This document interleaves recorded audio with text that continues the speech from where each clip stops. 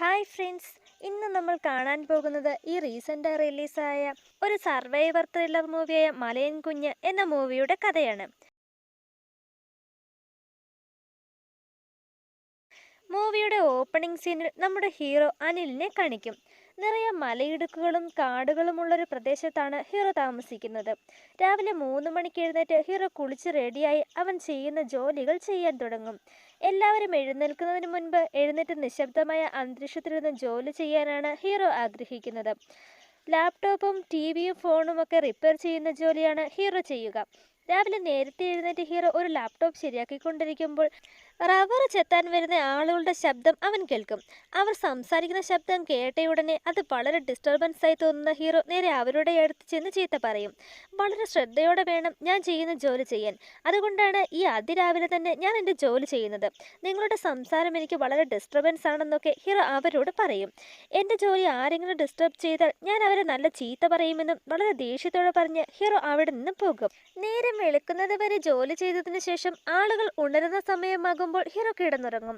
ഹീറോയുടെ അമ്മ എഴുന്നേറ്റിയ ഉടനെ ബ്രേക്ക്ഫാസ്റ്റ് ഒക്കെ പ്രിപ്പയർ ചെയ്ത് ഹീറോയുടെ റൂമിന് ജനലിൽ ചായയും കൊണ്ടുവയ്ക്കും. ഹീറോയുടെ അടുത്തുള്ള വീട്ടിൽ പുതിയ താമസക്കാരെത്തും. ആ ഫാമിലിക്ക് ഒരു ചെറിയ കുഞ്ഞുമുണ്ട്. ആ കുഞ്ഞ് കരയുന്ന ശബ്ദം കേട്ട് ഹീറോ ഉറക്കത്തിൽ നിന്നും ഞെട്ടി എഴുന്നേൽക്കും. എന്തെങ്കിലുമൊക്കെ ശബ്ദം കേൾക്കുന്നത് ഹീറോയ്ക്ക് വളരെ ഡിസ്റ്റർബൻസ് ആയി തോന്നും. എവിടെ നിന്നാണ് കുഞ്ഞ് കരയുന്നതെന്ന് ഹീറോ നോക്കുമ്പോൾ തൊട്ടടുത്ത വീട്ടിലെ കുഞ്ഞിനെ അവൻ കാണും. ഒരു ദേഷ്യത്തോടെയാണ് ഹീറോ കുഞ്ഞിനെ നോക്കുന്നത്. ഷൈനി എന്നൊരു പെൺകുട്ടി ഹീറോയെ മീറ്റ് ചെയ്ത് ഞാൻ നന്നാക്കാൻ തന്ന ലാപ്ടോപ്പ് ശരിയാക്കിയോ എന്ന് ചോദിക്കുമ്പോൾ അവളുടെ ലാപ്ടോപ്പ് ഹീറോ അവൾക്ക് കൊടുക്കും. പക്ഷെ വളരെ ബോറായ രീതിയിലാണ് അവളുടെ ലാപ്ടോപ്പ് അനിൽ റിപ്പയർ ചെയ്യുക. ഇതുകൊണ്ട് ഞാൻ ക്ലാസ്സിൽ പോയ കുട്ടികൾ എന്നെ കളിയാക്കും. സോ നല്ല രീതിയിൽ റിപ്പയർ ചെയ്ത് തരാൻ ഷൈനി പറയുമ്പോൾ അതിനൊക്കെ കുറെ പണം വേണമെന്ന് ഹീറോയും പറയും. പണം എത്രയായാലും നല്ല രീതിയിൽ ലാപ്ടോപ്പ് ശരിയാക്കി തരണം, ഞാൻ ക്യാഷ് തന്നോളാം എന്ന് പറഞ്ഞ് അവൾ പോകും. അനിലൊരു ഹോട്ടലിൽ കയറി ഫുഡ് കഴിക്കുന്നത് കാണിക്കും. ഒരു ടേബിളിലിരിക്കുന്ന കറികൾ ആ ടേബിളിലിരുന്ന് കഴിക്കുന്ന എല്ലാവരും മാറി മാറിയാണ് എടുക്കുക.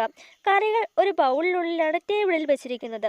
മറ്റുള്ളവർ ഒഴിച്ചെടുത്തതിൻ്റെ ബാക്കി കഴിക്കാൻ മടിയായതുകൊണ്ട് ആ കറിപ്പാത്രം മുഴുവനും ഹീറോ താഴേക്ക് അറിഞ്ഞുകൊണ്ട് തന്നെ തട്ടിക്കളഞ്ഞിട്ട് അബദ്ധം പറ്റിയതാണെന്ന് പറയും. ഹോട്ടൽ ജോലിക്കാർ നിലത്തുപോയ കറി തൂത്ത് കളഞ്ഞതിന് ശേഷം പുതിയ കറി ടേബിളിൽ കൊണ്ടുവന്ന് വെക്കും. അത് ഹീറോ കഴിക്കുകയും ചെയ്യും. അനിലിനെ സംബന്ധിച്ച് അനിൽ ജാതിയും കറുപ്പും വെളുപ്പും എല്ലാം നോക്കുന്നയാളാണ്. താഴ്ന്ന ജാതിക്കാരോട് അനിൽ മിണ്ടാറ് കൂടിയില്ല. മറ്റുള്ളവർ ഉപയോഗിച്ചതൊന്നും ഹീറോ ഉപയോഗിക്കാറില്ല. ആ ഏരിയയിലുള്ള എല്ലാ റിപ്പയറിങ്ങും ഹീറോയ്ക്കാണ് ലഭിക്കുക. സോ ധാരാളം വർക്കുകൾ അനിലിന് ദിവസവും ലഭിക്കുന്നുണ്ട്. നേരത്തെ കിടന്നുറങ്ങി അതിരാവിലെ എഴുന്നേറ്റ് തന്റെ ജോലി ചെയ്യുന്ന സ്വഭാവമാണ് അനിലിൻ്റേത്. സോ ഉറങ്ങുന്നതിന് മുൻപ് ഫോൺ എടുത്ത് അവന്റെ അച്ഛന്റെ ഫോട്ടോ തന്നെ കുറച്ചു നേരം നോക്കിയിരുന്നതിന് ശേഷം അനിൽ കിടന്നുറങ്ങും. അടുത്ത വീട്ടിലെ കുഞ്ഞ് രാത്രി നന്നായി കരയുന്നതിനാൽ ഹീറോയ്ക്ക് ഉറങ്ങാൻ കഴിയാതെ വരും. എങ്ങനെയെങ്കിലും ഒന്ന് ഉറങ്ങാനായി അനിൽ ട്രൈ ചെയ്യുമെങ്കിലും കുഞ്ഞ് രാത്രി മുഴുവനും കരയുന്നതിനാൽ അനിലിന് അത് വളരെ ഡിസ്റ്റർബൻസ് ആയി തോന്നും. നേരം പുലർന്ന ഉടനെ അനിൽ എഴുന്നേറ്റ് കുളിയൊക്കെ കഴിഞ്ഞ് അവന് ജോലി ചെയ്യാൻ തുടങ്ങും. പക്ഷെ വീണ്ടും ആ കുട്ടി കരയുന്ന സൗണ്ട് കേൾക്കാൻ അനിലിന് ദേഷ്യം വരും. ഇങ്ങനെ പോയാൽ തനിക്ക് തന്റെ ജോലി സമാധാനത്തോടെ ചെയ്യാൻ കഴിയില്ലെന്ന് മനസ്സിലാക്കുന്ന ഹീറോ ഒരു ടോർച്ച് എടുത്ത് ആ വീട്ടിലേക്ക് തെളിയിക്കും. വെട്ടം കണ്ട് ആ വീട്ടുകാർ പുറത്തിറങ്ങി നോക്കുമ്പോൾ അനിൽ കുട്ടി കരയുന്നത് തനിക്ക് വലിയ ഡിസ്റ്റർബൻസ് ആണെന്ന് പറയും. കുഞ്ഞ് കരയുന്നതിന് ഞങ്ങൾ എന്ത് ചെയ്യാനാണെന്ന് അവർ ചോദിക്കും. പക്ഷെ അനിൽ അവരോട് വളരെ ദേഷ്യത്തോടെ ബിഹേവ് ചെയ്യും. ആ കുഞ്ഞ് ഇങ്ങനെ കരയുന്നതിനാൽ എനിക്ക് എൻ്റെ ജോലി പോലും നന്നായി ചെയ്യാൻ കഴിയില്ലെന്ന് അനിൽ അമ്മയോട് പറയും. കുഞ്ഞുങ്ങളാൽ കരയും, അതിന് നമ്മൾ എന്ത് ചെയ്യാനാണെന്ന് അമ്മയും ചോദിക്കും.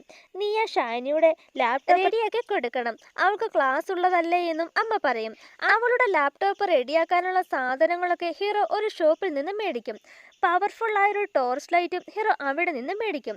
ഹീറോ താമസിക്കുന്നിടത്ത് നല്ല മഴയും ഉരുൾപൊട്ടലും ഉണ്ടാകുന്ന ഏരിയയാണ്. സോ ഈ മഴ കഴിയുന്നത് വരെ നമുക്ക് എവിടെയെങ്കിലും മാറി താമസിക്കാമെന്ന് ഫ്രണ്ട് പറയും. പക്ഷെ ഹീറോ അതിന് സമ്മതിക്കില്ല. അനിലിൻ്റെ സിസ്റ്റർ കല്യാണത്തിന് തലേന്ന് അവൾ സ്നേഹിച്ച ആളോടൊപ്പം ഓടിപ്പോയിരുന്നു. സോ അനിയത്തി സന്ധ്യയോട് ഹീറോയ്ക്ക് അതിൻ്റെ ദേഷ്യം ഇപ്പോഴുമുണ്ട്. അമ്മ സന്ധ്യയോട് വീഡിയോ കോളിലൂടെ സംസാരിക്കുന്നത് ഹീറോയും കാണും. അവളോട് സംസാരിക്കുന്നത് അനിലിന് അമ്മയോട് ദേഷ്യം തോന്നുമെങ്കിലും അവൻ അതിനെക്കുറിച്ചൊന്നും പറയില്ല. എല്ലാവരും ഉറങ്ങുന്നതിനേക്കാളും നേരത്തെ ഹീറോ ഉറങ്ങും. കാരണം നേരം പുലരുന്നതിന് മുൻപ് തന്നെ ഉണർന്ന് ഒരു ഡിസ്റ്റർബൻസും ഇല്ലാതെ അവൻ അവൻ്റെ ജോലി ചെയ്യണം. ഹീറോ രാത്രി ഉറങ്ങുന്നതിനിടയിൽ അവൻ്റെ അച്ഛന് സ്വപ്നം കാണും. അച്ഛനോടൊപ്പം കാട്ടുപന്നിയെ പിടിക്കാൻ ഹീറോ പോകും. അച്ഛനോടൊപ്പം ഉണ്ടായിരുന്ന നിമിഷങ്ങളൊക്കെ അവൻ ഓർത്തെടുക്കും. രാവിലെ നേരത്തെ ഉണർന്ന് പതിവ് പോലെ ഹീറോ അവൻ്റെ ജോലി ചെയ്യാൻ തുടങ്ങുമ്പോൾ അടുത്ത വീട്ടിലെ കുഞ്ഞും കരയാൻ തുടങ്ങും. ഹീറോ ടോർച്ച് എടുത്ത് ആ വീട്ടിലെ ജനലിലേക്ക് തെളിയിക്കും. വെളിച്ചം കണ്ട് ആ വീട്ടിലെ പട്ടിയും കുരയ്ക്കാൻ തുടങ്ങും. ഇത് കേട്ട് ടെൻഷനാകുന്ന ഹീറോ ടിവിയിൽ പാട്ട് ഉച്ചത്തിൽ വയ്ക്കും. ഈ ശബ്ദം കേട്ടുണരുന്ന അമ്മ, നീ എന്തിനാണ് ഇങ്ങനെയൊക്കെ ചെയ്യുന്നതെന്ന് അനിലിനോട് ചോദിക്കും. എൻ്റെ ജോലി ഡിസ്റ്റർബ് ചെയ്യുന്ന ആരാണെങ്കിലും ഞാൻ ഇങ്ങനെ തന്നെ ചെയ്യൂ എന്ന് അനിലും വളരെ ദേഷ്യത്തോടെ പറയും.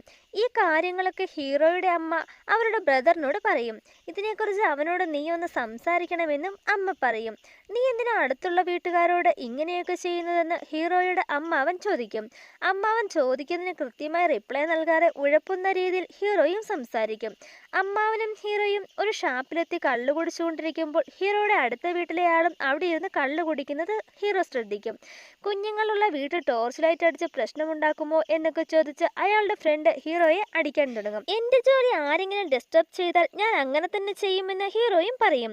ഇത് വലിയ വാക്കുതർക്കമാകുന്നതിനാൽ പോലീസ് എത്തി അവരെ സ്റ്റേഷനിൽ എത്തിക്കും. അടുത്ത വീട്ടിലെ അയാളും അയാളുടെ ഫ്രണ്ടും ഇൻസ്പെക്ടറിന്റെ റൂമിൽ കയറി കാര്യങ്ങൾ പറഞ്ഞിറങ്ങിയതിനു ശേഷം ഇൻസ്പെക്ടർ ഹീറോയെ വിളിപ്പിക്കും. നീ എന്തിനാണ് ഒരു കാര്യവുമില്ലാതെ പ്രശ്നമുണ്ടാക്കുന്നതെന്ന് ഇൻസ്പെക്ടർ ചോദിക്കുമ്പോൾ എൻ്റെ ഭാഗത്ത് തെറ്റില്ലെന്നും ഞാനൊന്നും ചെയ്തിട്ടില്ലെന്നും ഹീറോ പറയും. നെയ്ബേഴ്സുമായി ഇനി ഒരു പ്രശ്നവും ഉണ്ടാക്കരുതെന്ന് പോലീസ് ഹീറോയെ വോൺ ചെയ്ത് പറഞ്ഞുവിടും. രാത്രി ആയതിനാൽ തന്നെ തിരിച്ചു പോകാൻ വണ്ടിയില്ലാത്തതിനാൽ ആ വഴി വന്ന ഒരു ജീപ്പിൽ അയൽ വീട്ടുകാരും ഹീറോയുടെ അമ്മാവനും കയറും. അവരുടെ ഒപ്പം പോകാൻ ഹീറോ ഒന്ന് മടിക്കുമെങ്കിലും വേറെ വണ്ടികളൊന്നുമില്ലാത്ത സമയമായതിനാൽ ഹീറോയും അവർക്കൊപ്പം ജീപ്പിൽ കയറും. വീട്ടിലെത്തി ഹീറോ എന്തോ തിരയാൻ തുടങ്ങും.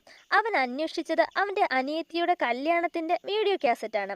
അവിടെ സീൻ കട്ട് ചെയ്ത് ഹീറോയുടെ അനിയത്തിയുടെ കല്യാണ ഒരുക്കങ്ങൾ നമ്മളെ വിഷ്വലായി കാണിക്കും. ഹീറോയുടെ സിസ്റ്ററിന്റെ പേര് സന്ധ്യ. സുജിത്ത് എന്നൊരാളുമായി അവളുടെ കല്യാണം നടത്താൻ അച്ഛനും ഹീറോയും തീരുമാനിക്കും. കല്യാണത്തിന്റെ ഒരുക്കങ്ങളൊക്കെ നല്ല രീതിയിൽ നടക്കും. സന്ധ്യയും എല്ലാവരുടെയും മുന്നിൽ വളരെ ഹാപ്പിയായി നടിക്കുമെങ്കിലും അവൾക്ക് ആ കല്യാണത്തിന് താല്പര്യമില്ലെന്ന് കാണിക്കുന്നുണ്ട്.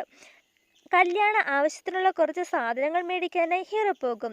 ഹീറോ പോയി തിരിച്ചു വരുമ്പോൾ ഒരാൾ ഓടി വന്ന് ഹീറോയോട് എന്തോ പറയും. ഇത് കേട്ട് വളരെ ടെൻസ്ഡായി ഹീറോ വീട്ടിലേക്ക് ഓടിച്ചെല്ലും. അവിടെ സീൻ കട്ട് ചെയ്ത് പ്രസന്റ് ടൈം കാണിക്കും.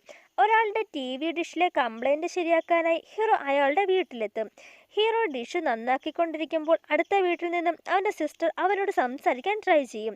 അവൾ അവിടെയാണ് താമസിക്കുന്നതെന്ന് പോലും ഹീറോയ്ക്ക് ഇപ്പോഴാണ് മനസ്സിലാകുക. നീ എന്താണ് എന്നോട് സംസാരിക്കാത്തത്?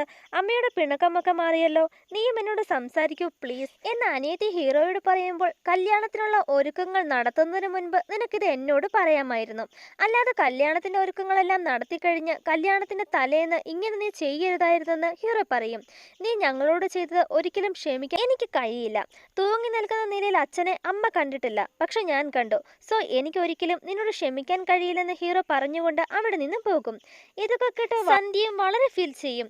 അവിടെ സീൻ കട്ട് ചെയ്ത് അന്ന് എന്താണ് നടന്നതെന്ന് കാണിക്കും. സന്ധ്യ ആരും അറിയാതെ വീട്ടിൽ നിന്നും ഇറങ്ങി അവളുടെ ബോയ് ഫ്രണ്ടിനൊപ്പം പോകും. അവൾ കല്യാണത്തലേന്ന് കാമുകനൊപ്പം ഒളിച്ചോടിയ നാണക്കേടിൽ അവരുടെ അച്ഛൻ ആത്മഹത്യ ചെയ്യും. ഹീറോയും ഈ കാര്യങ്ങളെല്ലാം ഓർത്ത് ബൈക്കിലിരുന്ന് വളരെ ഫീൽ ചെയ്യും. ഇതൊക്കെ ഷൈനിയും ശ്രദ്ധിക്കുന്നത് കാണിക്കും. വീട്ടിൽ വന്നയുടനെ ഹീറോ ഷൈനിയുടെ ലാപ്ടോപ്പ് നല്ല രീതിയിൽ റിപ്പയർ ചെയ്ത് നൽകും. കഴിഞ്ഞ കാര്യങ്ങളൊക്കെ മറന്ന് സന്ധ്യയുമായുള്ള പിണക്കങ്ങൾ മാറ്റണമെന്ന് ഷൈനി ഹീറോയോട് പറയുമ്പോൾ, നീ നിന്റെ കാര്യം നോക്കെന്ന് പറഞ്ഞ് ഹീറോ അവിടെ നിന്ന് പോകും. സന്ധ്യയുടെ കല്യാണ രാത്രി നടന്ന കാര്യങ്ങൾ ഉറങ്ങാൻ കിടക്കുന്ന ഹീറോയുടെ മനസ്സിലേക്ക് വരും. സന്ധ്യ ഒളിച്ചോടിയതറിഞ്ഞ് അവരുടെ അച്ഛൻ വളരെ ഫീൽ ചെയ്ത് കരയാൻ തുടങ്ങും. അവരെല്ലാവരും അയാളെ സമാധാനപ്പെടുത്താൻ ശ്രമിക്കും. ഇനി ചെറുക്കൻ വീട്ടുകാരോട് ഞാൻ എന്തു പറയും?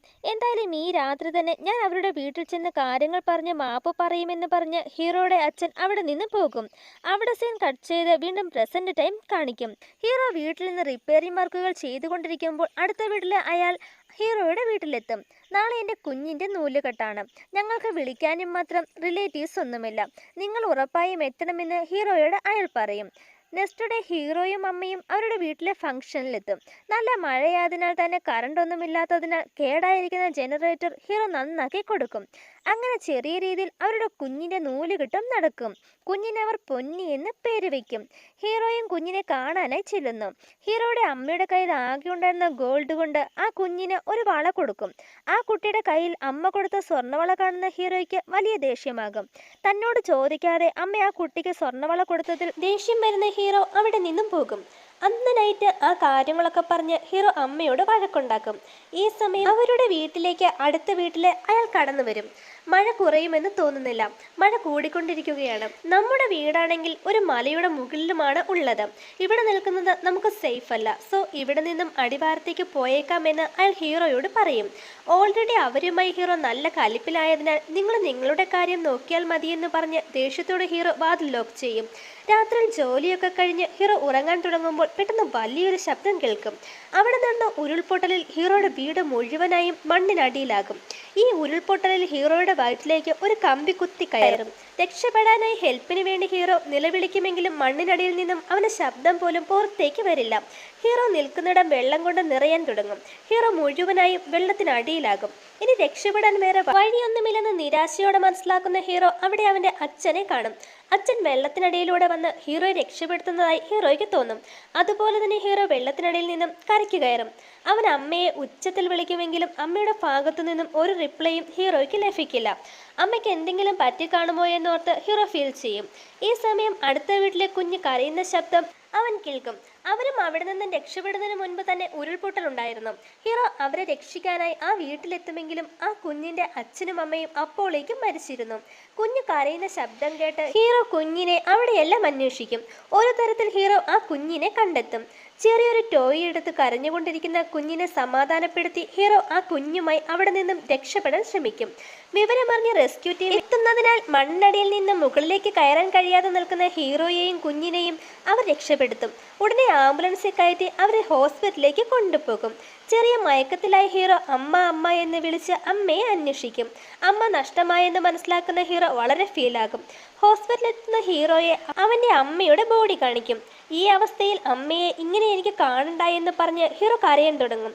സംഭവം പറഞ്ഞ് സന്ധ്യയും ഹോസ്പിറ്റലിലെത്തി ഹീറോയ്ക്ക് വേണ്ട സഹായങ്ങൾ ചെയ്തു നൽകും. ICUവിൽ കിടക്കുന്ന പൊന്നിയെ കാണാനായി ഹീറോ എത്തും.